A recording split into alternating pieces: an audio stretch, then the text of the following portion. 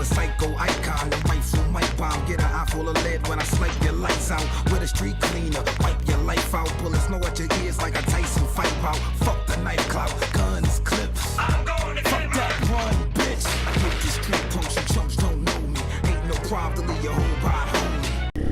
Bloody motovlogger issues.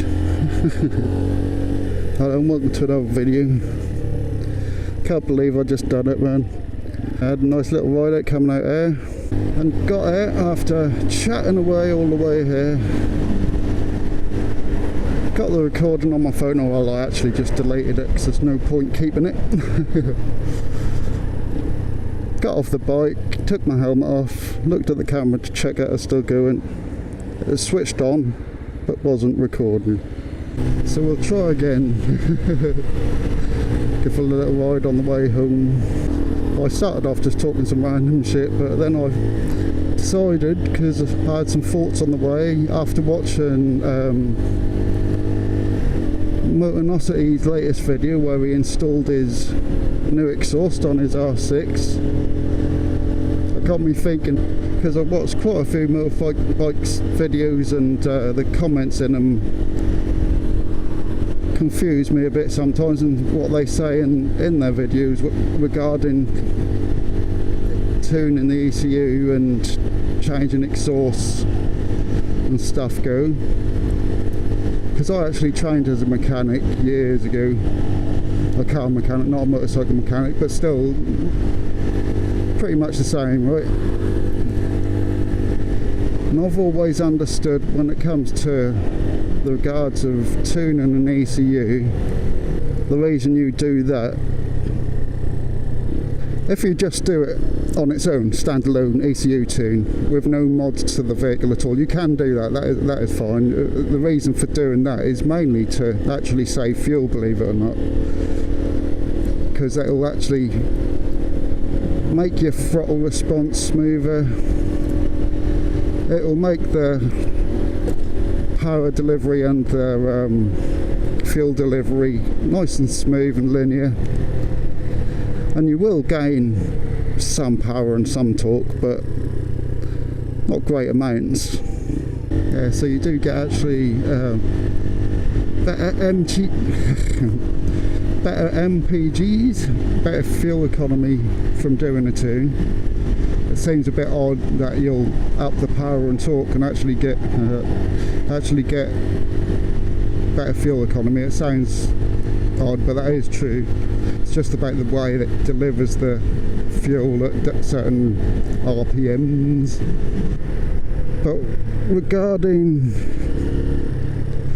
changing an exhaust, one thing's for certain, when you do change the exhaust, I noticed a lot of people with motorbikes, they don't change the air filter. And I don't know whether it's because they don't know what they're really doing, because you should always, if you're going to change one, an air filter or an exhaust, you should do the other, because you're improving airflow on one side but not the other. It's like kind of obvious to me. If you're going to try and get more air out, you want to get more air in too. If you've got to try and get more air in, you've got to try and get more air out. It just makes sense, doesn't it? And another thing I hear a lot on YouTube regarding motorcycles and changing exhausts and things, that say you've got to change the exhaust, you'll get more power. And yeah, to a degree that's right. But as far as I've always known it to be, only if you do the air filter and exhaust and then remap the ECU.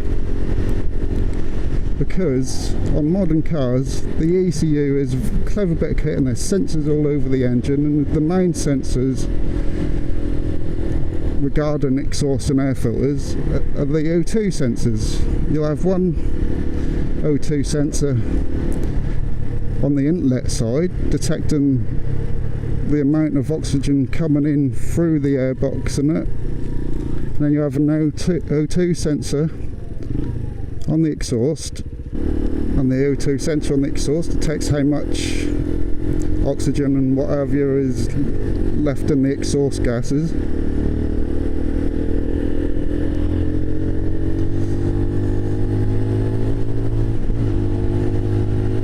What's up with it?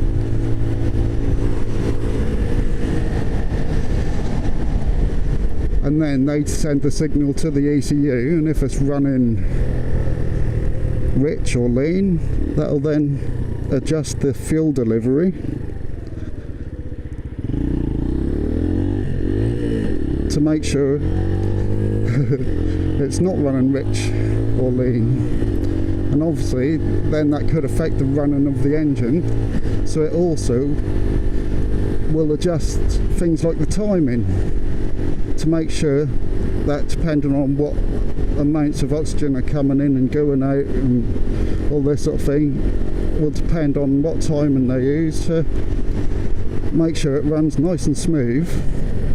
And it also will fight with all these different settings to put out stock power, all set up by the manufacturer. And when you change the air filter and exhaust and not remap the ECU, it's still, the ECU will still run as it is stock, and it'll detect there is more air coming in, it will detect that there's more air and fuel going through and all that, so you know, because that'll adjust because of all this difference in the air coming in and going out, that'll adjust the fuel in, and that'll then adjust the timing, but that'll adjust everything according to what the manufacturer set it to change it to. So realistically, even when you change the exhaust and air filter, you will notice a throttle response. They just do it, it just makes it smoother all the time and sharper, but you don't, or you shouldn't get any power gains, because the ECU is trying to force these settings to push out a certain amount of power and torque all the time, and they're constantly changing depending on air temperature and all that, and how fast you go and what roads you're at, blah blah blah, and all this, that and the other. But like I say, it's, you know, a stock ECU will always try and push out stock settings, stock power, stock torque, even when you've changed the exhaust and air filter. So when you've changed your exhaust and air filter, that's the reason you really need to get a tune. Even if you've had the tune already on the bike before you've done that, you should really get it retuned again, because you've made changes. And if you haven't had a tune, you'll get the extra power and torque that the tune would have gave you, but then you'll get that extra little bit that you'll get from having better airflow from the air filter and exhaust. Before ECUs, you change the exhaust and air filter, you probably would get instant power gains, but you'd have to then manually change the fuel in, the air fuel mixture through the carbs.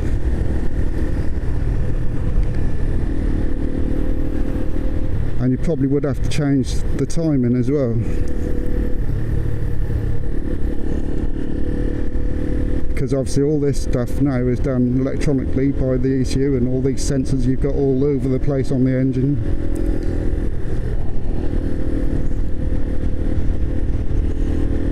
So I don't know if things have changed a bit over the years, or people just think they know more than they actually do.